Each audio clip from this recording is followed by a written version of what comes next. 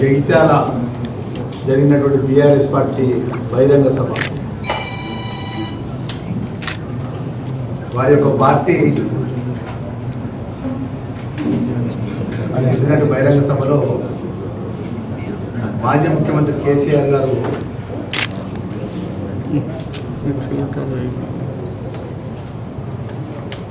పెద్దలు ప్రస్తుత ముఖ్యమంత్రి రేవంత్ రెడ్డి గారు నా చావు కోరుకుంటున్నారు, నేను ఎప్పుడు చనిపోవాలని చెప్పేసి నిత్యం మాట్లాడుతున్న మాటలు తీవ్రంగా ఖండిస్తున్నాను. ప్రజాపాలన ప్రజలు మార్పు కోరుకొని తెలంగాణ ప్రజలకు అవకాశం ఇచ్చిన తర్వాత గౌరవ ముఖ్యమంత్రి గారి నేతృత్వంలో రేవంత్ రెడ్డి గారి నేతృత్వంలో కూడా ఒక ప్రధాన ప్రతిపక్ష నాయకుడిగా మాజీ ముఖ్యమంత్రి కేసీఆర్ అనేక సందర్భాల్లో కూడా చట్టసభల్లో అనేక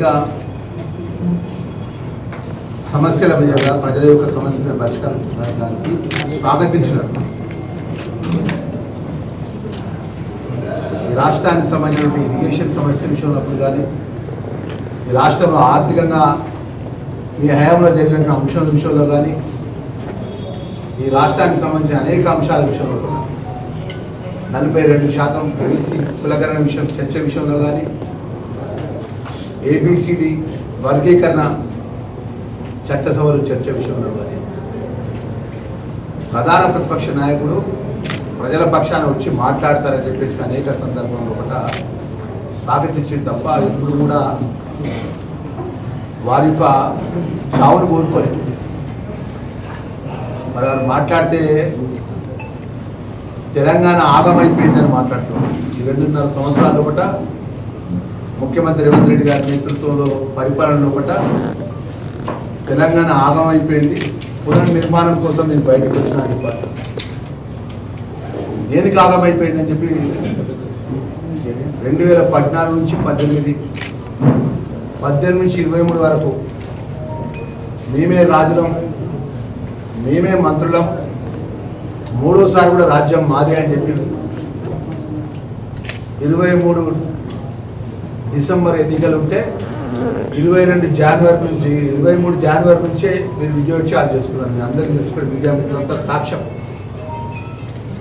గత ప్రభుత్వం టీఆర్ఎస్ పార్టీ ప్రభుత్వం, మాజీ ముఖ్యమంత్రి కేసీఆర్ గారు, మాజీ మంత్రి కేటీఆర్ గారు, మాజీ మంత్రి హరీష్ రావు గారు, వారి ప్రభుత్వం అంతా కూడా 23 జనవరి నుంచే ముచ్చటగా మూడోసారి కేసీఆర్ అధికారంలోకి వస్తాడు, సీట్లు తగ్గినా మేమే అధికారంలోకి వస్తామని చెప్పి 119 సెగ్మెంట్లో పట్ట వాళ్ళ టీఆర్ఎస్ పార్టీ నాయకులతో ఉద్యోగోత్సవ ర్యాలీ కూడా చేసుకుంటారు.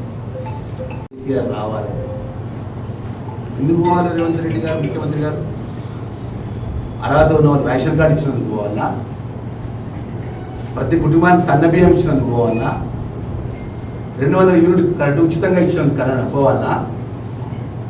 ఇందిరమ్మ ఇల్లు ప్రతి పేదవాడికి ఒక్క నియోజకవర్గంలో 3,500 నియోజకవర్గంలో ఇల్లు కేటాయించుకుంటూ ఒక కుటుంబానికి 5 లక్షల రూపాయల ఇందిరమ్మ ఇల్లు యొక్క కళను నిజం చేసినందుకు పోవాలా?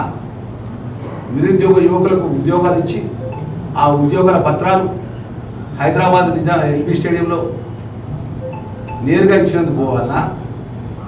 మీరు కాళేశ్వరం పేరు కూలేశ్వరం వేసి కోట్లాది రూపాయలు దోచుకుంటే దాని మీద పూర్తి విచారణ జరిపించి ఆ విచారణ యొక్క రిపోర్ట్ను సిబిఐకి సమర్పిస్తే మిషన్ భగీరథ పేరు మీద ఏదైనా ఏ అంశం అనేది తీసుకోండి, స్కాములు స్కీములు తప్ప ఏమైనా చేసిందని చెప్పండి. ఏదన్నా ఒక గ్రామంలో ఈ తెలంగాణ రాష్ట్రంలో కూడా ఒక డబుల్ బెడ్రూమ్ ఇల్లు మీరు సిద్దిపేటకో సిరిసిల్లకు తప్ప ఎక్కడన్నా డబుల్ బెడ్రూమ్ ఇల్లు కట్టించిన మీరే అందరుగా ప్రతి కుటుంబానికి దరిద్రం 3 ఎకరాల భూమి ఇస్తారు. మీరు పెట్టిన మేనిఫెస్టోలో ఎన్ని అమలు చేసిందని చెప్పండి.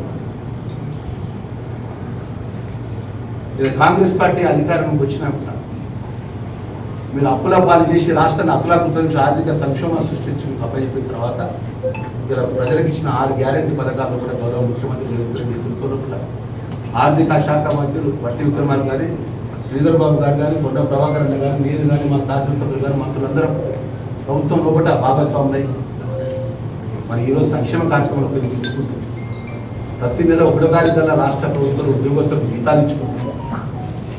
రాబోయే 6 గ్యారెంటీ పథకాలు మిగతా గ్యారెంటీ పథకాలు ఏ విధంగా అమలు చేయాలనే విషయంలో కూడా 2 సంవత్సరాలు 8 నెలలు మన టైం ఉంటుంది.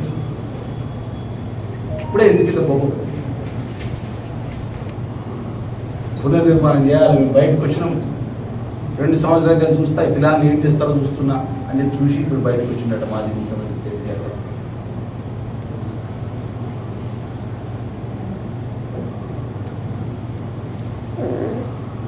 రైతులు రుణమాఫీ చేసినాం, వడ్ల కొనుగోలు కాడ రైతులు ఇబ్బందులు పడుతున్నారు.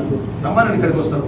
ఇక్కడ ఉమ్మడి కరీంనగర్ జిల్లాలో 2023 డిసెంబర్ గౌరవ ముఖ్యమంత్రి గారు ప్రభుత్వానికి వచ్చినాక మార్పు వచ్చినాక మేమందరం అధికారులకు వచ్చినాక వడ్ల కొనుగోలు కాడ ఎలాంటి తప్ప తారాలని నిబంధనలు కటింగ్ లేకుండా వడ్ల కొనుగోలు చేయించినామని చెప్పి రైతులకు